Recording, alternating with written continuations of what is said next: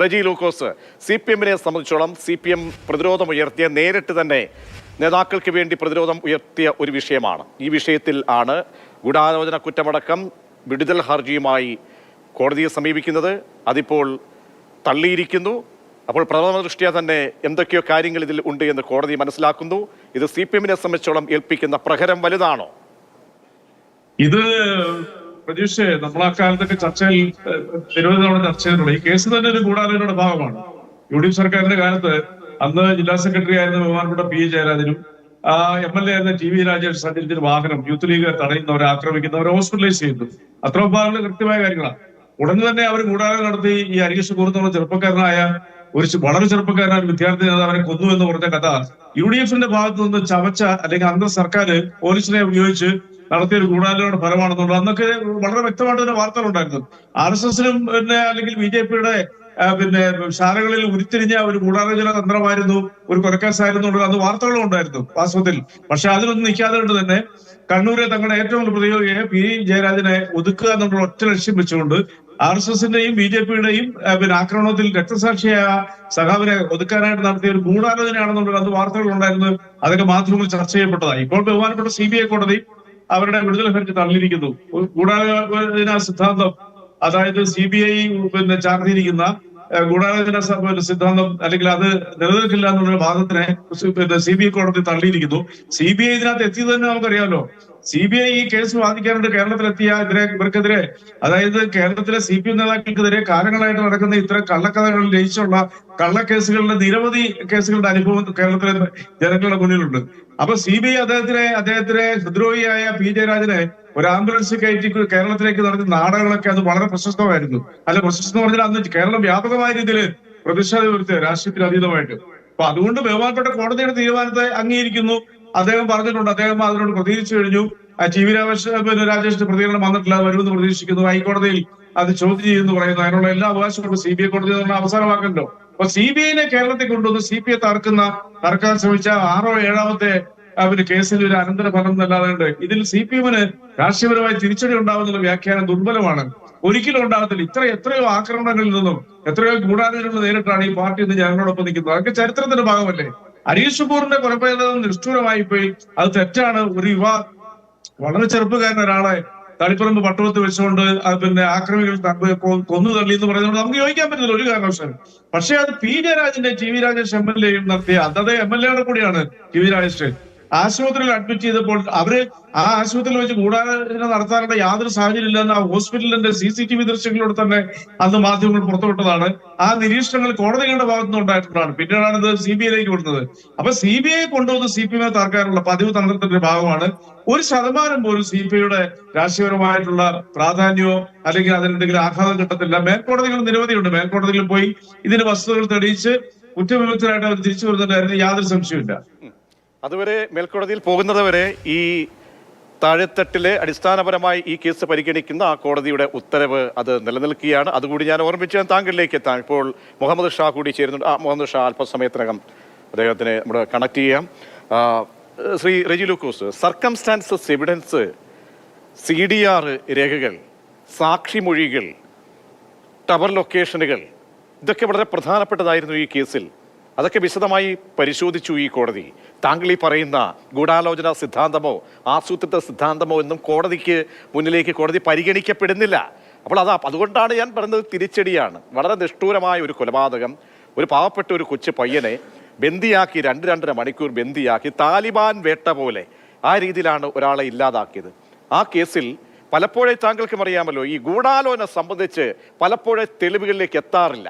കാരണം അതൊക്കെ പ്രബലരായിരിക്കും ചെയ്യുന്നത്. പക്ഷേ അതിൽ നിന്നും വ്യത്യസ്തമായി ഈ കേസിൽ ഒരു കോടതി ഇങ്ങനെ ഒരു കണ്ടെത്തൽ നടത്തിയിട്ടുണ്ടെങ്കിൽ, അല്ലെങ്കിൽ അതിനെ പ്രഥമ ദൃഷ്ട്യാ ആ കേസ് തള്ളാതെ അതിൽ വസ്തുതയുണ്ട് എന്ന് വിടുതൽ ഹർജി തള്ളുന്നുണ്ടെങ്കിൽ അത് CPM-ന്റെ രാഷ്ട്രീയത്തെ സംബന്ധിച്ചോളം കൂടി തിരിച്ചടിയാണ്. അല്ല പ്രതീക്ഷ, വസ്തുതകൾ ഉണ്ടായെന്നുള്ള തീരുമാനം എടുക്കേണ്ടത് വിധി വന്നതിന് ശേഷം. അതിനു മുമ്പായിട്ട് നമുക്കൊന്നും പറയാനുള്ള യാതൊരു ആവശ്യമില്ല. ഇപ്പൊ നേരത്തെ പറഞ്ഞ സർക്കംസ്റ്റാൻഷ്യൽ എവിഡൻസ് എന്ന് പറയുന്നത് ഇപ്പൊ ടവർ ലൊക്കേഷൻ, ഞാനും അതൊക്കെ അക്കാലത്തൊക്കെ ഈ ഡിബേറ്റിൽ പങ്കെടുത്തിട്ടാണ്. അത് സ്വാഭാവികമല്ലേ. കാരണം അവരെ അഡ്മിറ്റ് ചെയ്ത് എവിടാ? അവരെ അഡ്മിറ്റ് ചെയ്ത ഹോസ്പിറ്റൽ എന്ന് പറയുന്ന സംഭവം നടക്കുന്നതുമായിട്ട് ഏതാണ്ട് കിലോമീറ്ററുകൾ മാത്രം വ്യത്യാസം. അപ്പൊ ടവർ ലൊക്കേഷൻ അവരുണ്ട്, അവരെ ആക്രമിച്ചിട്ടുള്ളവർ ഇത് സെയിം ടവർ ലൊക്കേഷനോട് സമീപത്തുള്ള ടവറിൽ നിന്നല്ല അവരെ എന്റെ പരിധിയിൽ നിന്നല്ല അവരെ ആക്രമിക്കുന്നത്. അതുകൊണ്ട് ഈ കോടതി ഈ കൈകൾ ശുദ്ധമായ കൈകളുമായി വരികയാണ് പി ജയരാജനും ഈ രണ്ടുപേരും എന്ന് പ്രഥമ ദൃഷ്ടി അങ്ങ് തള്ളിക്കളയാൻ എന്തേ കോടതി? ഇവരുടെ വാദം അത് അംഗീകരിച്ചുകൊണ്ട് വിടുതൽ ഹർജി എന്തുകൊണ്ട് അംഗീകരിച്ചില്ല? അല്ല പ്രതീക്ഷ, ബഹുമാനപ്പെട്ട CBI കോടതിയുടെ നിരീക്ഷണങ്ങളോടോ വിധിയോടോ കോടതിയുടെ കണ്ടെത്തലിനോടൊന്നും വിമർശിക്കാൻ ഞാനാണല്ലോ. അത് നിയമവ്യവസ്ഥയിൽ തെറ്റാണെന്ന് വിശ്വസിക്കുന്ന ആളാണ്. അവിടെ അല്ല, നമ്മളിതിന്റെ രാഷ്ട്രീയപരമായിട്ടുള്ള ഇമ്പാക്റ്റിനെ കുറിച്ച്, വസ്തുതകളെ കുറിച്ച് ചർച്ച ചെയ്ത് എത്ര വർഷമായി? 12 വർഷമായിട്ട് തന്നെ ഈ കേസ് മുഹമ്മദ് ഷാ റെഡി ആയിട്ടുണ്ട് എന്ന് പ്രതീക്ഷിക്കുകയാണ്. ശ്രീ മുഹമ്മദ് ഷാ, മുഹമ്മദ് ഷായിലേക്ക് റജി ലൂക്കോസ് തുടർന്നോളൂ. അദ്ദേഹം കണക്റ്റഡ് ആണ് എന്ന് മനസ്സിലാക്കുന്നു. ശ്രീ മുഹമ്മദ് ഷാ, റജി ലൂക്കോസ് പറഞ്ഞ താങ്കൾ കേട്ടില്ല എങ്കിൽ അതിന്റെ രത്നച്ചുരുക്കം ഇതാണ്. നിങ്ങളൊക്കെ ഗൂഢാലോചന നടത്തി അന്നത്തെ ജില്ലാ സെക്രട്ടറിയെയും പ്രമുഖനായ മറ്റൊരു നേതാവിനെയും TV രാജനെയും പെടുത്തുകയായിരുന്നു ഈ കേസിൽ എന്നാണ്. ഏതൊക്കെ വസ്തുതകൾ കോടതി പ്രഥമ ദൃഷ്ട്യാ പരിഗണിച്ചിട്ടാവണം ഈ വിടുതൽ ഹർജി തള്ളിയിരിക്കുക? ഇത് വിടുതൽ ഹർജി ഫയൽ ചെയ്യുമ്പോൾ കൊടുത്ത റിപ്പോർട്ടിൽ, അതായത് പോലീസ് കൊടുത്ത ഫൈനൽ റിപ്പോർട്ടിൽ അതിൻ്റെ എവിഡൻസസ്, അതിൽ വന്ന മൊഴികൾ, അതിൽ കിട്ടിയ രേഖകൾ ഒക്കെ ഇതിലെ എല്ലാ പ്രതികൾക്കുമെതിരെ ഈ പറഞ്ഞ ഇപ്പോൾ പർട്ടിക്കുലർ 2 പ്രതികൾ, 32, 33 പ്രതികൾ, അതായത് ജയരാജനും രാജേഷും, അവർക്കെതിരെ ഉള്ള കുറ്റം ചുമത്തുന്ന തരത്തിലുള്ള തെളിവുകൾ ഉണ്ടോ ഇല്ലയോ എന്ന പരിശോധനയാണ് നടത്തുന്നത്. ആ തെളിവുകളെ സംബന്ധിച്ച് നമ്മളതിൻ്റെ നാൾ വഴികളിലേക്ക് പോവുകയാണെങ്കിൽ ഏകദേശം ഒരു 11:30 മണിയോടുകൂടി, അതായത് ഈ കൃത്യം നടന്ന ദിവസം 11:30 മണിയോടുകൂടി പിന്നെ പി ജയരാജനെയും TV രാജേഷിനെയും മുസ്ലിം ലീഗ് അല്ലെങ്കിൽ യൂത്ത് ലീഗിൻ്റെ പ്രവർത്തകരെ ആക്രമിച്ചു എന്ന ഒരു ആരോപണത്തിൽ ഒരു കംപ്ലൈൻറ്റുമായി അവർ പോലീസ് സ്റ്റേഷനിൽ പോകുന്നു. അരിയിൽ ഈ പറഞ്ഞ ജയരാജനും രാജേഷിനും പോലീസ് സ്റ്റേഷനിൽ പോയി മൊഴി കൊടുക്കുന്നു, ഒരു ക്രൈം രജിസ്റ്റർ ചെയ്യുന്നു. അതിനുശേഷം അവർ തളിപ്പറമ്പ് കോപ്പറേറ്റീവ് ഹോസ്പിറ്റലിൽ വന്ന് 315 നമ്പർ റൂമിൽ ജയരാജനെയും രാജേഷിനെയും അഡ്മിറ്റ് ചെയ്തു. ഏകദേശം 12:15 മണിയോടുകൂടി അവിടെ ഈ കേസിലെ 28, 29, 30, 31 പ്രതികൾ ആ പിന്നെ കോപ്പറേറ്റീവ് ഹോസ്പിറ്റലിലുണ്ട്. 28, 29, 30, 28 ഒരു സുരേഷിന്, 29 പിന്നെ ഒരു ബാബു, 30, 31 UV വേണു, മറ്റൊരു ബാബു. അപ്പോൾ ഈ 4 പേരും അവിടെയുണ്ട് 315 നമ്പർ റൂമിൽ. ഇത് ഏകദേശം 12:30 മണി മുതൽ ഏകദേശം 1:45 മണി വരെ അവരവിടെ ഉണ്ട്. 1:30 മണി വരെയെങ്കിലും അവരവിടെയുണ്ട്. അവരുടെ അവിടുത്തെ പ്രസൻസ്, അതായത് ഹോസ്പിറ്റലിലെ പ്രസൻസ് പ്രൂവ് ചെയ്യുന്ന തരത്തിലുള്ള സാക്ഷികൾ അവിടെയുണ്ട്. സാക്ഷികളുണ്ട്, ഏകദേശം 2 3 സാക്ഷികൾ അത് പറയുന്നു, 4 സാക്ഷികളും പറയുന്നുണ്ട് അവരവിടെ ഉണ്ടായിരുന്നു എന്ന്. ഈ 4 പേരും ജയരാജനും അതുപോലെ തന്നെ രാജേഷും കൂടെ ഉണ്ടായിരുന്നു. ഇനി അടുത്തത് ഇതിൽപ്പെട്ട 28, 29 പ്രതികൾ സുരേഷിനും ബാബുവും 1:30 മണിക്ക് ശേഷം അവിടെ നിന്ന് പുറപ്പെടുന്നു. ഹോസ്പിറ്റലിൽ നിന്ന് പുറപ്പെട്ടിട്ട് ക്രൈം സീനിലേക്ക് പോകുന്നു. അപ്പം സീൻ ഓഫ് കോൺസ്പിറസി എന്ന് പറയുന്നത് ഹോസ്പിറ്റലാണ്.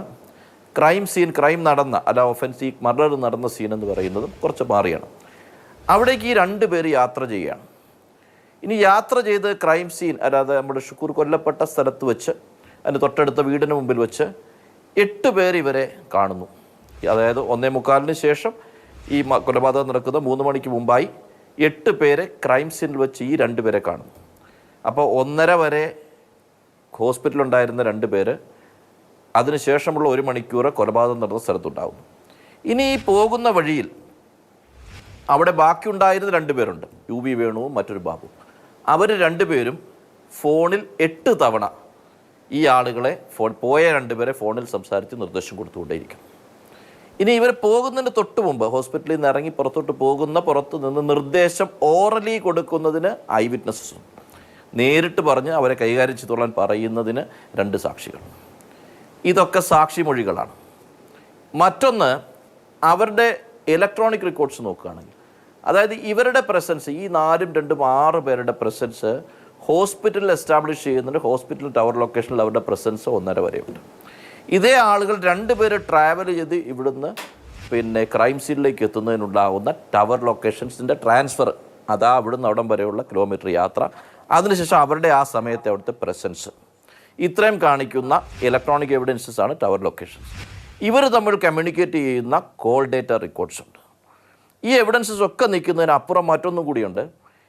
ഇതിൻ്റെ മോട്ടീവ്, ഈ കൊലപാതകത്തിൻ്റെ മോട്ടീവ് എന്ന് പറയുന്നത് പി ജയരാജനെയും ടി വി രാജേഷിനും ആക്രമിച്ചു എന്നതാണല്ലോ. ആ മോട്ടീവിൽ നിന്നാണല്ലോ ഈ ക്രൈം നടക്കുന്നത്. ആ പി ജയരാജൻ്റെയും ടി വി രാജേഷിൻ്റെയും പ്രസൻസിൽ അവിടെ വെച്ച് ഹോസ്പിറ്റലിൽ നിന്നും പുറപ്പെട്ട 2 പേർ കൊലപാതക സ്ഥലത്തുണ്ടായിരുന്നു. അവിടെ നിന്ന് ഇവിടെയുള്ള ആളുകളുമായി ഫോണിൽ സംസാരിക്കുന്നു. ഇതൊക്കെ പി ജയരാജനും ടി വി രാജേഷിനും അറിവില്ലാതെ ചെയ്തു. അവർ കോൺസ്പിറസിയിൽ അവർ മാത്രമില്ല, ബാക്കി 4 പേരുണ്ട്, ഇവർ മാത്രമില്ല എന്നൊക്കെ വാദിച്ചാൽ ഒരു 227 പെറ്റീഷനിൽ, ഒരു ഡിസ്ചാർജ് പെറ്റീഷനിൽ അങ്ങനെയൊക്കെ വാദിക്കാൻ തന്നെ പാടില്ല. അതിനൊക്കെ ആമ്പിൾ എവിഡൻസസ് അവിടെ ഉണ്ട്.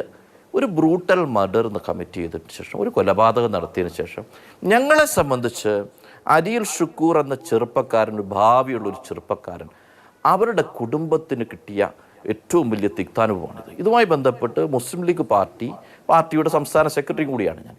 അതിന്റെ സംസ്ഥാന പ്രസിഡന്റ് പൊളിറ്റിക്കലി ചില ചോദ്യങ്ങൾ കൂടി ശ്രീ മുഹമ്മദ് ഷാ, അഡ്വക്കേറ്റ് മുഹമ്മദ് ഷാ ചോദിക്കുന്നത്. കാരണം ആ സമയത്ത് 2012 ശേഷം CPM രാഷ്ട്രീയം തീർക്കട്ടെ. അല്ല, ഞാനൊരു ഉപചോദ്യം കൂടി ചോദിക്കുകയാണ്. നമുക്ക് അതായത് പൂർത്തീകരിക്കട്ടെ. ഞാൻ എന്റെ ഉത്തരത്തിന് ശേഷം ചോദിച്ചോളൂ പ്രതീക്ഷ. ഞാൻ പറയുന്നത്, എനിക്ക് തന്ന നിർദ്ദേശം സംസ്ഥാന പ്രസിഡന്റ് സാദിഖ് അലി ശിഹാബ് തങ്ങളും PK കുഞ്ഞാലിക്കുട്ടി സാഹിബും സംസ്ഥാന ജനറൽ സെക്രട്ടറി PMA സലാം സാഹിബ് ഇവർ ക്ലോസ്ലി മോണിറ്റർ ചെയ്തുകൊണ്ടിരുന്ന ഒരു മാറ്ററാണ്. എല്ലാ പോസ്റ്റിങ്ങിലും നമ്മൾ അപ്പിയർ ചെയ്തുകൊണ്ട് തലേന്ന് മുതൽ അത് എന്താണ് നാളെ സംഭവിക്കാൻ പോകുന്നത് നോക്കി ആ കേസ് നടത്തി ആത്തിക്കയ്ക്ക് വേണ്ടി ഞാൻ കോടതിയിൽ ഞങ്ങൾ അപ്പിയർ ചെയ്ത് ആ കേസിൽ ഇപ്പോൾ ഒരു ഡിസ്ചാർജ് വന്നു. ഞങ്ങളെ സംബന്ധിച്ച് ഈ ഡിസ്ചാർജ് സഫീഷ്യൻ്റ് അല്ല. ഇതിലെ യഥാർത്ഥ പ്രതികളായി വരുന്ന ആളുകൾ കൺവിക്ഷനിലെത്തണം. ഞങ്ങൾക്ക് പൂർണ്ണമായ ബോധ്യമാണ് ജയരാജനും രാജേഷിനും അതിനകത്ത് അറിവോടുകൂടി അവർ കോൺസ്പിറസിയുടെ ഭാഗമായി അവർക്ക് വേണ്ടി ചെയ്യപ്പെട്ട കൊലപാതകം എന്നുള്ള ബോധ്യത്തോടു കൂടി തന്നെയാണ് ഞങ്ങൾ നടത്തുന്നത്. അതിൻ്റെ നിയമ പോരാട്ടം ഞങ്ങൾ തുടരും. ശരി, ഞാൻ താങ്കളിലേക്ക് ശ്രീ റെജി ലൂക്കോസ്, ഈ കോൺസ്പിറസി അത് എത്രത്തോളം ആ പരമാവധി അവർക്ക് തെളിവുകൾ സമർപ്പിക്കാം, അത് പ്രാഥമിക ഒരു ഘട്ടമാണല്ലോ. ആ ഒരു ഘട്ടത്തിലാണ് ഈ കോടതി മുൻപാകെ അഭിഭാഷകനായ അഡ്വക്കേറ്റ് മുഹമ്മദ് ഷാ അതിനു മുമ്പ് രണ്ട് പേർ ഹർജിയായി ചെയ്യുന്നു, അതിനെ ഖണ്ഡിച്ചുകൊണ്ടുള്ള. അപ്പോൾ അതിൻ്റെ ഒരു ക്രൈം സീനും കോൺസ്പിറസി ഇതടക്കമുള്ള പലപ്പോഴും ഞാൻ നേരത്തെ പറഞ്ഞതുപോലെ ഈ കോൺസ്പിറസി സംബന്ധിച്ച് പലപ്പോഴും അങ്ങനെ പെട്ടെന്ന് പ്രബലരായിട്ടുള്ള ആരും പിടിക്കപ്പെടില്ല. അങ്ങനെ ഒരു സമാനതകളില്ലാത്ത ഒരു പുതിയ സാഹചര്യം കൂടി ഉരുത്തിരിയുന്ന ഒരു കേസായി അരിയിൽ ഷുക്കൂർ കേസ് മാറുകയാണ്. ഇനി നിങ്ങൾക്ക് ട്രയൽ സമയത്ത് നിങ്ങൾക്ക് വാദിക്കാം, പക്ഷേ ഇതല്ല. താങ്കൾ പറഞ്ഞതുപോലെ പ്രഥമ ദൃഷ്ട്യാ ആസൂത്രണം എന്നൊക്കെ ഉള്ളതല്ല, കുറച്ച് ഘടകങ്ങൾ ഉണ്ട് എന്ന് കോടതിക്ക് കൂടി പ്രാഥമികമായി ബോധ്യപ്പെട്ടിരിക്കണം ശ്രീ റെജി ലൂക്കോസ്. അല്ല, വാസ്തവത്തില് ഈ കേസിനെ അന്ന് മുതൽ നിരീക്ഷിക്കുന്ന ഏതൊരു വ്യക്തിക്കും മനസ്സിലാക്കാവുന്ന ചില വസ്തുതകളുണ്ട്. അതിലൊന്ന്, ഇതൊരു ഗൂഢാലോചനയാണ്. മനഃപൂർവ്വമായിട്ട് CPM നേതാക്കളെ കുരുക്കാൻ വേണ്ടിയിട്ട് UDF സർക്കാർ നടത്തിയൊരു ഗൂഢാലോചന. അത് പലരും പങ്കാളികളാണെന്നുള്ള ഒരു തെളിവ് സഹിതം അവർക്ക് ബോധ്യമുള്ളതുകൊണ്ടാണല്ലോ ആ ഗൂഢാലോചനയിൽ നിന്നും ഈ കേസിൽ നിന്നും വിടുതൽ ശക്തിക്കായിട്ട് CBI കോടതിയെ ആശ്രയിച്ചിരിക്കുന്നത്. അക്കാലത്ത് വരുന്ന ഒരുപാട് ചോദ്യങ്ങളുടെ പ്രതീക്ഷ ബഹുമാനപ്പെട്ട ഷാ വക്കീല് വളരെ വ്യക്തമായിട്ട് അദ്ദേഹം അവരുടെ വക്കീലാണ്, എന്റെ നല്ല സുഹൃത്തുക്കൂടെ അദ്ദേഹം. പക്ഷെ അന്ന് നമ്മൾ മനസ്സിലാക്കണം, ഈ ആക്രമണം നടത്തി ഇവർക്ക് 2 പേർക്ക് പരിക്കേറ്റ ആ പരിക്കോടുകൂടിയാണ് പോലീസ് സ്റ്റേഷൻ ചെല്ലുന്നത്. ബഹുമാനപ്പെട്ട GV രാജേഷും പി ജയരാജനും അന്ന് ജില്ലാ സെക്രട്ടറി ആയിട്ട് അവിടെ പരാതി കൊടുത്തതിന് ശേഷമാണ് അവർ ഹോസ്പിറ്റലൈസ് ചെയ്യുന്നത്. തങ്ങളുടെ നേതാക്കന്മാർക്ക് ആക്രമണം ഉണ്ടായാൽ സ്വാഭാവികമായിട്ട് ഏത് രാഷ്ട്രീയ പാർട്ടിയുടെ ആണെങ്കിലും അറിയുന്ന അണികൾ അവിടെ ചെല്ലുക എന്നുള്ളത് സ്വാഭാവികമാണ്. അങ്ങനെയാണ് ഈ 2 പേരും ഇപ്പൊ നേരത്തെ പറഞ്ഞ ഈ 1, 2, 3, 4 പ്രതികളിൽ 2 പേരും അവിടെ എത്തിച്ചേരുന്നത്. അങ്ങനെയാണ് പോലീസ് സ്റ്റേഷനിൽ കേസ് കൊടുത്ത് പോലീസ് ഉടനെ തന്നെ അന്വേഷണത്തിന് പുറപ്പെടുന്ന സമയത്ത് ശ്രീ റെജി ലൂക്കോസ്, ഇന്ന് കാണുന്ന പി ജയരാജനെ അല്ല അന്ന് കേരളം കണ്ടതുകൂടി എന്ന് അങ്ങ് ഓർക്കണം. അന്ന് അധികാര ശേഷിയുള്ള ഒരു പി ജയരാജനായിരുന്നു കണ്ണൂർ ജില്ല ഭരിച്ചിരുന്നത് എന്ന് മറന്നു പോകരുത്. പാവം ഒരു പയ്യനെ കൊന്നു തള്ളിയ ശേഷം ആ കുടുംബത്തിൽ ആ മരണ ദിവസം പോലും ആക്രമണം അഴിച്ചുവിടാൻ തക്ക നീചമായിട്ടുള്ള പ്രവൃത്തി കാട്ടിയ സംഭവങ്ങൾ പലത് ഈ കേസിലുണ്ട്. ആ വേട്ടയാടലിന്റെ ഭാഗമായ ആ ഒരു കുടുംബം നീതി തേടി പോവുകയാണ്. അങ്ങനെ പല സാഹചര്യങ്ങളും പൊളിറ്റിക്കലി കൂടി താങ്കൾ മനസ്സിൽ വെച്ച് വേണം സംസാരിക്കാൻ. അല്ല, പൊതുവെ പ്രതീക്ഷ അറിയാമല്ലോ, കൊലപാതകങ്ങളെ പിന്തുണയ്ക്കുന്ന ഒരു സ്വഭാവക്കാരനല്ല ഞാൻ എന്ന് പറയുന്ന ആൾ. വളരെ വ്യക്തമായിട്ടറിയാം. കാരണം ഒരു ചെറുപ്പക്കാരനെ കൗമാരപ്രായം ജസ്റ്റ് പാസ് ചെയ്ത ഒരു ചെറുപ്പക്കാരനെ, ഒരു സ്റ്റുഡന്റ് ആയ ഒരു കുട്ടീനെ കൊന്നതിനോടൊന്നും ഞാൻ ചട്ടം തുടക്കത്തിൽ പറഞ്ഞു ആർക്കും യോജിക്കാൻ പറ്റത്തില്ല. അതിനകത്തൊന്നും ഒരു രാഷ്ട്രീയം കാണാൻ പറ്റത്തില്ല. അത് ആ കുടുംബത്തിന്റെ വേദന. അവർ നടത്തുന്ന ഈ നിയമങ്ങളെ കുറിച്ച് പഴി ആരാണ് ഞാനാണല്ലോ. പക്ഷെ എനിക്ക് ചില വസ്തുതകൾ പറയാനുണ്ട്. അത് കേരളം ചർച്ച ചെയ്യപ്പെട്ടത് തന്നെയാണ്. ഞാൻ ചോദിക്കുന്ന ഇത്രയേ ഉള്ളൂ, അത് അന്ന് ഇവിടെ ഉയർന്ന ചോദ്യങ്ങൾ തന്നെയാണ്.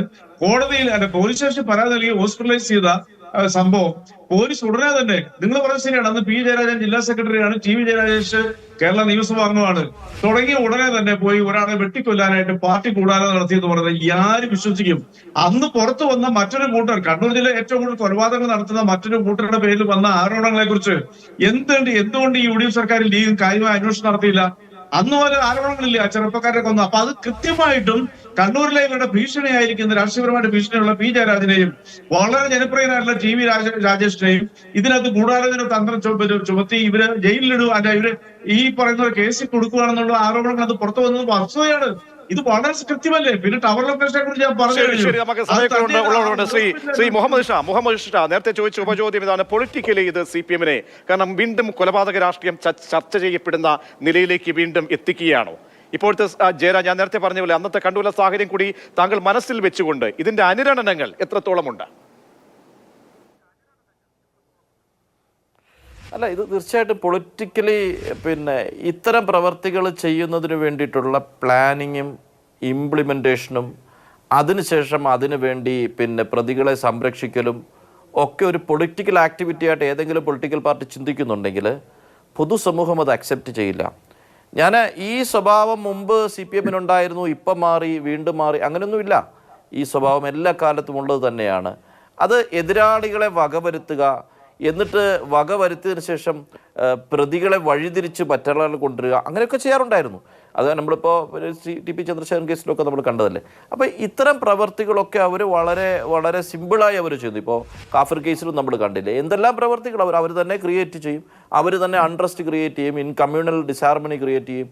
എന്നിട്ട് എന്തിലേക്കാണ് നമ്മൾ പോകുന്നത്? അപ്പോൾ ഒരു പൊളിറ്റിക്കൽ ഗെയിൻ ലഭിക്കുന്നതിന് വേണ്ടിയോ അല്ലെങ്കിൽ പൊളിറ്റിക്കലായിട്ട് ഒരാളോടുള്ള വൈരാഗ്യം തീർക്കുന്നതിന് വേണ്ടി ഏത് എക്സ്ട്രീം ലെവലിലേക്കും പോകുന്ന ഒരു പൊളിറ്റിക്സ് ജനങ്ങളൊരു സമയത്ത് അത് തള്ളിക്കളയും. അത് പല സ്ഥലത്തും സംഭവിച്ചിട്ടുണ്ട്. ലോകത്തിൻ്റെ പല ഭാഗത്ത് സംഭവിച്ചിട്ടുണ്ട്, ഇന്ത്യയുടെ പല ഭാഗത്ത് സംഭവിച്ചിട്ടുണ്ട്, കേരളത്തിലും അങ്ങനെ തന്നെയാണ്. ഇപ്പോൾ വീണ്ടും അതിനെ ന്യായീകരിക്കലാണ് ശ്രമിക്കുന്നതെങ്കിൽ നമ്മളിൽപ്പെട്ട ഒരാൾ കൊലപാതക കേസിൽ പ്രതിയാകുന്നു, അല്ലെങ്കിൽ അയാളുടെ സ്വന്തം ഭാഷയുടെ പുറത്തായിട്ട് കൊലപാതകം നടത്തിയെന്നിരിക്കട്ടെ. അങ്ങനെ വരുമ്പോൾ ആ തെറ്റ് തന്നെയല്ലേ? അതിനെ ന്യായീകരിക്കാൻ വേണ്ടി നടക്കുന്നത് പൊളിറ്റിക്കലി ഇൻകറക്റ്റ്നെസ് ആണല്ലോ. ആ ഇൻകറക്റ്റ്നെസ് തിരുത്താൻ തയ്യാറാകുന്നില്ല എന്നുള്ളത് അതിൻ്റെ വിഷയം. ഇപ്പം എനിക്ക് പി ജയരാജൻ ഇപ്പം ശക്തനാണോ മുമ്പ് ശക്തനാണോ, പൊളിറ്റിക്കലി അദ്ദേഹത്തിന് എത്രത്തോളം സ്വാധീനം ആ പാർട്ടിയിലുണ്ടോ ഇല്ലയോ എന്നുള്ളതൊന്നും അല്ല വിഷയം. ഇതൊരു ആറ്റിറ്റ്യൂഡിൻ്റെ പ്രശ്നമാണ്. അദ്ദേഹം ഇപ്പം നടത്തിയ മറ്റ് സ്റ്റേറ്റ്മെൻറ്റുകൾ നിങ്ങളൊന്ന് പറഞ്ഞു നോക്കിയോളൂ.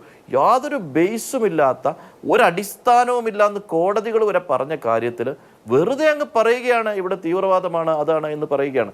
അപ്പോൾ ഈ പറയുന്ന സ്റ്റേറ്റ്മെൻറ്റ്സൊക്കെ ഈ പറച്ചിലും പ്രവർത്തികളുമൊക്കെ രാഷ്ട്രീയമായി ഞങ്ങൾക്ക് ലാഭം കിട്ടണം, അതിനപ്പുറം ആർക്ക് എന്ത് സംഭവിച്ചാലും എന്ത് സോഷ്യൽ ഫാബ്രിക് നശിച്ചാലും ഒരു കുഴപ്പവുമില്ലാത്ത എന്ന് ചിന്തിക്കുന്ന ഇറസ്പോൺസിബിൾ പൊളിറ്റിക്സിനെതിരെയുള്ള തിരിച്ചടികളാണ് ഈ വന്നുകൊണ്ടിരിക്കുന്ന ഓരോ കാര്യങ്ങളും. ഇത് കാഫിർ കേസിലായാലും ശരി, ഇപ്പോൾ ഈ കേസിലായാലും ശരി, ഇതുപോലുള്ള ഓരോ പൊളിറ്റിക്കൽ സംഭവവികാസങ്ങളായാലും ശരി, ഇപ്പോൾ വയനാടിൻ്റെ ഇഷ്യൂ പറഞ്ഞാൽ നിങ്ങളൊക്കെ ചർച്ച ചെയ്തു പോയതല്ലേ. അപ്പോൾ അതിനകത്ത് ഇൻകറക്ട്നെസ് ഉണ്ട്. ഒരു കാര്യം കൂടി, ശരിയായ പാതയിൽ ഇപ്പോൾ പി ജയരാജൻ മേൽക്കോടതിയെ സമീപിക്കാൻ പോവാണ്. അത് അദ്ദേഹത്തിന് അവകാശമുണ്ട്. ഹൈക്കോടതി എവിടെ വേണമെങ്കിലും നിയമ പോരാട്ടവുമായി മുന്നോട്ട് പോകുമെന്നാണ്. അതിൻ്റെ കൂടി ചുരുക്കം വാക്കിൽ ഒരു അഭിഭാഷകൻ എന്ന നിലയിൽ മറുപടി ഈ കേസിന്റെ. അല്ല, തീർച്ചയായിട്ടും അദ്ദേഹം മേൽക്കോടതിയിൽ സമീപിക്കട്ടെ. അദ്ദേഹം മേൽക്കോടതിയിൽ സമീപിക്കുമ്പോൾ അദ്ദേഹത്തിന് കിട്ടുന്ന ഏറ്റവും വലിയ ലാഭം ഇതിനെ കുറച്ചുകൂടി ഡിലേ ചെയ്യാം എന്നുള്ളത് തന്നെയാണ്. അതൊരു വലിയ അനീതിയായി ഞാൻ കാണും. കാരണം ആ ഡിലേ ഉണ്ടാകാതിരിക്കട്ടെ എന്ന് പ്രാർത്ഥിക്കുകയാണ്. ആ ഡിലേ ഉണ്ടാകാതിരിക്കാൻ വേണ്ടിയിട്ടുള്ള പ്രവർത്തനങ്ങളുമായി ഞങ്ങൾ മുന്നോട്ട് പോകും. തീർച്ചയായിട്ടും ഇമീഡിയറ്റ് ആയിട്ട് ട്രയൽ തുടങ്ങുന്നതിന് വേണ്ടി കമൻസ് ചെയ്യാനുള്ള ലീഗൽ ആക്ഷൻസുമായിട്ട് ഞങ്ങൾ മുന്നോട്ട് പോകും. അത് കോടതിയിൽ പോകണമെങ്കിൽ കോടതിയിൽ ഇപ്പോൾ അത്തരം ചർച്ചകൾ ഞങ്ങൾ നടത്തിക്കൊണ്ടിരിക്കുകയാണ്. അപ്പോൾ എനിവേ ഇമീഡിയറ്റ്ലി ഈ ട്രയൽ കൺക്ലൂഡ് ചെയ്ത് പ്രതികളെ കൺവിക്ട് ചെയ്യുക, ജയരാജനും രാജേഷും ഉൾപ്പെടെയുള്ള പ്രതികളെ കൺവിക്ഷനിലേക്ക് എത്തിക്കുക എന്നുള്ള പ്രവർത്തനമായി ഞങ്ങൾ മുന്നോട്ട് പോകും. അദ്ദേഹത്തിന് റൈറ്റ് ഇൻവോക്ക് ചെയ്യട്ടെ. പക്ഷേ ഒരിക്കലും ഇത് ഡിലേ ചെയ്യാനായി ഞങ്ങൾ ഇനി അനുവദിക്കില്ല. അതിന് വേണ്ടിയിട്ട് ഞങ്ങളും പോകും എന്ന് തന്നെയാണ് എനിക്ക് പറയാനുള്ളത്. ശരി, ശ്രീ റെജിലുക്കോസ് 30 സെക്കൻഡ് എന്തെങ്കിലും കൂട്ടിച്ചേർക്കാനുണ്ടെങ്കിൽ. അല്ല, ബഹുമാനപ്പെട്ട മുഹമ്മദ് ഷാ പറഞ്ഞതിനോട് എനിക്കിത് പ്രതികരിക്കണം. അതായത് പി ജയരാജന്റെ ഒരു പ്രസവമായിട്ട് ബന്ധപ്പെട്ട അദ്ദേഹം ഒരു പ്രാദേശിക മാധ്യമത്തിന് കൊടുത്ത അഭിമുഖം ആ ചർച്ചയിൽ ഒരു ചാനലിൽ ഞാൻ ഉണ്ടായിരുന്നതാണ്. കേരളത്തിൽ തീവ്രവാദ മുസ്ലിം സമൂഹത്തിനടുത്ത് വളരുന്നൊക്കെയുള്ള വ്യാഖ്യാനങ്ങളെ നിശ്ചിതമായിട്ട് വിമർശിക്കുക തള്ളിക്കളയാൻ ചെയ്തതാണ്. ഒരിക്കലും അതിനെ അംഗീകരിക്കാൻ പറ്റുന്നത് തന്നെയല്ല. പിന്നീട് അദ്ദേഹം ഒരു ഫേസ്ബുക്കിലൂടെ തന്നെ താൻ അങ്ങനെ പറഞ്ഞിട്ടില്ല എന്നുള്ളത് നിശ്ചയിക്കുകയും ചെയ്തു. അതുകൊണ്ട് അപ്പൊ അങ്ങനത്തെ വ്യാഖ്യാനങ്ങൾ അർത്ഥമുണ്ടെന്ന് എനിക്ക് തോന്നുന്നില്ല. നമുക്കൊന്നും ഒരിക്കലും ഒരു വിഭാഗത്തിൽപ്പെട്ട ചെറുപ്പക്കാർ തീവ്രവാദത്തിലേക്ക് ഇറങ്ങി പോകാന്ന് പറഞ്ഞാൽ 1% പോലും അംഗീകരിക്കാൻ പറ്റില്ല. കേരളം അങ്ങനെ ഒരു നാടല്ല, മതേതരത്തിന്റെ കേരളമാണ്. കേരളത്തിൽ ആര് തിരുമിച്ചാലും കേരളത്തിലെ ഒരു ജാതി മതത്തിലും പെട്ടവരെ തീവ്രവാദത്തിലേക്ക് കൊണ്ടുപോകാൻ ആർക്കും സാധിക്കത്തില്ല. അതിന് കൃത്യമായ രീതിയിലുള്ള തട സൃഷ്ടിക്കുന്നത് ഇടതുപക്ഷമാണ്. ഇവിടുത്തെ എല്ലാ പ്രത്യേകിച്ച് ലീഗിനെ പോലുള്ള പാർട്ടികൾ, ഞങ്ങളൊക്കെ 2 ധ്രുവത്തിലാണ്. ഞങ്ങൾ ലീഗിനെ എപ്പോഴും ആൾക്കാർ അപ്രീഷിയേറ്റ് ചെയ്യാറുണ്ട്. മുസ്ലിം ലീഗ് ഒന്നും ഇതിനൊന്നും ഒരിക്കലും യോജിക്കാത്ത, മുസ്ലിം ലീഗൊക്കെ ഇവിടെ നിലനിൽക്കുന്നത് തന്നെ മതതരത്തിന് വേണ്ടിയാണെന്നുള്ള ഒരു അടിവരയിട്ട് പറയുന്നതിൽ എനിക്ക് യാതൊരു മടിയില്ല. അത് കേരളത്തിലെ ഒരു യാഥാർത്ഥ്യം തന്നെയാണ്. അതുകൊണ്ടൊക്കെയാണ് കേരളം സമഭാവനയിൽ മതേതരമായിട്ട് മുന്നോട്ട് പോകുന്നത് പറയുന്നതിലും യാതൊരു മറ്റൊരു വിഷയമാണ്. എന്തായാലും പ്രതികരിച്ച അഭിഭാഷകൻ കൂടിയ അഡ്വക്കേറ്റ് മുഹമ്മദ് ഷാ, ഇടത് സഹയാത്രികൻ റെജി ലൂക്കോസ്, വളരെയധികം നന്ദി.